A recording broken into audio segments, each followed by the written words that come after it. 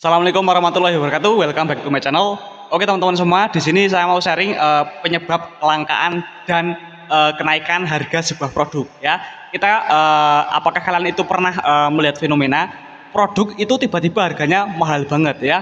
Khususnya kalau misalnya kamu seorang sales di awal era pandemi kemarin ya, ada yang menjual ya teman-teman UC. Kalian tahu minuman UC itu kan? Nah, minuman UC itu dari brandnya OT, dia itu ada yang jual sampai 20.000 bahkan 25.000 rupiah per botolnya, dan itu pun laku keras ya teman-teman. Bukan hanya UC tapi suplemen, vitamin, dan seperti produk-produk ion itu sangat-sangat susah didapatkan teman-teman. Kok bisa seperti itu? Kok harganya segitu tapi tetap laku? Nah, kita akan bahas di video ini ya teman-teman. Jadi mohon disimak.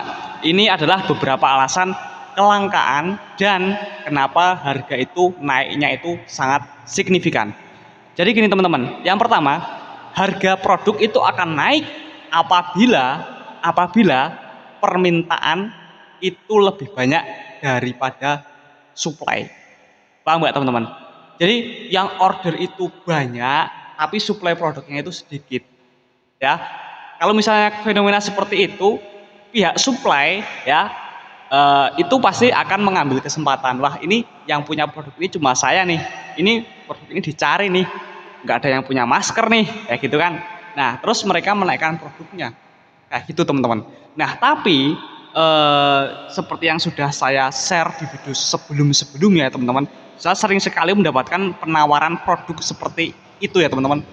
Seperti misalnya ini fenomena kelangkaan minyak goreng, saya ditawari untuk menimbun sebuah brand minyak goreng, tapi saya nggak mau karena ya seperti itu sih, saya nggak mau menimbun produk yang sifatnya komoditas atau kebutuhan primer ya. Untuk kalian yang ingin belajar bagaimana cara menimbun sebuah produk ya, itu ada caranya teman-teman, tapi ini nggak merugikan ya, ini nggak merugikan. Jadi ditonton video saya yang sebelumnya, itu cara menimbun yang menguntungkan dan tidak merugikan siapapun ya. Salah satunya misalnya nih, saya menimbun produk rokok nih, rokok yang belum terkenal misalnya, saya timbun. Ini mau naik mas, tadi omongin sama salesnya ya, saya beli banyak. Apakah ada yang dirugikan? Nggak ada. Karena apa? Bukan produk komoditas. Tapi kalau misalnya menimbun beras, minyak goreng itu nggak boleh ya teman-teman. Itu pun ada hukum pidananya juga. Oke, kita kembali ke pembahasan ya. Jadi yang pertama, penyebab barang itu langka dan harganya naik. Yang pertama adalah karena jumlah permintaan lebih banyak daripada jumlah supply produknya. Terus yang kedua gini, produk itu bisa langka itu juga karena ada beberapa faktor juga teman-teman. Yang pertama karena bahan baku pembuatan produk tersebut itu bisa dibilang langka.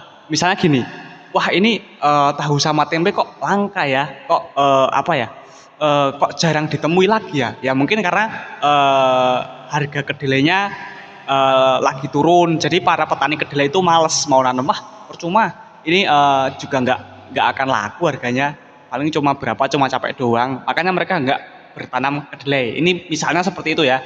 Jadi kelangkaan bahan baku juga yang disebabkan oleh murahnya harga baku tersebut, itu salah satu penyebab kelangkaan produk. Dan akhirnya ada orang yang membuat tempe dan pasti dijual laku mahal. Kenapa? Yang membuat itu sedikit ya. Nah, terus yang ketiga ya teman-teman, kenapa barang itu kok bisa langka dan harganya mahal? Karena gini, langkanya itu ada beberapa faktor sebenarnya ya. Tadi yang kedua bahan baku, yang ketiga adalah karena kendala di ekspedisi ya. Ekspedisi pabrik atau pengiriman pabrik itu kadang kan juga ada kendalanya, bisa dari transportasinya, bisa ya karena kayak kemarin ya teman-teman, itu waktu lockdown itu wah kacau teman-teman. Jualan apapun itu gimana ya? Hampir nggak ada barang, bisa dikatakan seperti itu. Apa-apa nggak ada teman-teman. Produk Wings Food sama Unilever yang notabene itu produk yang brand raksasa ya teman-teman, itu sempat kosong di kota saya. Produk OT kosong loh, kan nggak masuk akal teman-teman ya. Seperti teh gelas, khususnya yang vitaminnya ya kayak UC. Pokoknya yang suplemen-suplemen itu kosong semua. Saya cari di mana-mana nggak ada. Ya itu salah satunya mungkin ya itu sih teman-teman ya. Karena di lockdown, armada pengiriman produknya itu di lockdown, nggak boleh yang sini nggak boleh keluar, yang keluar nggak boleh ke sini ya, yang kota nggak boleh ke sini kayak gitu. Terus yang terakhir, kenapa produk itu bisa langka ya teman-teman dan harganya mahal? Yang terakhir ini agak sensitif juga ya, yang udah saya singgung di atas di depan tadi. bahwa adanya oknum yang menimbun sebuah produk untuk keuntungan dirinya sendiri ya, atau memperkaya dirinya sendiri ya. Nah, jadi buat para penimbun produk saya ingin sedikit edukasi kalian ya teman-teman.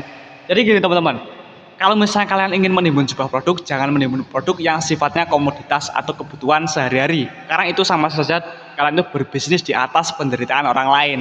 Kayak gitu teman-teman ya. Misalnya nimbun beras, nimbun gula pasir, nimbun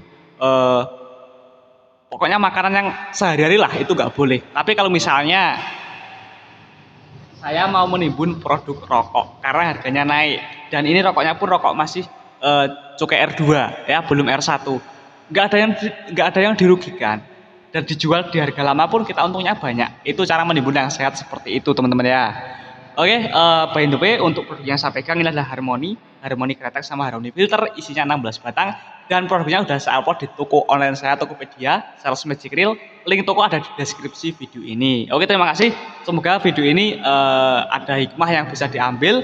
Kalau ada yang ingin ditanyakan terkait video ini bisa tulis di kolom komentar video ini ya. See you next time, sampai jumpa di video selanjutnya.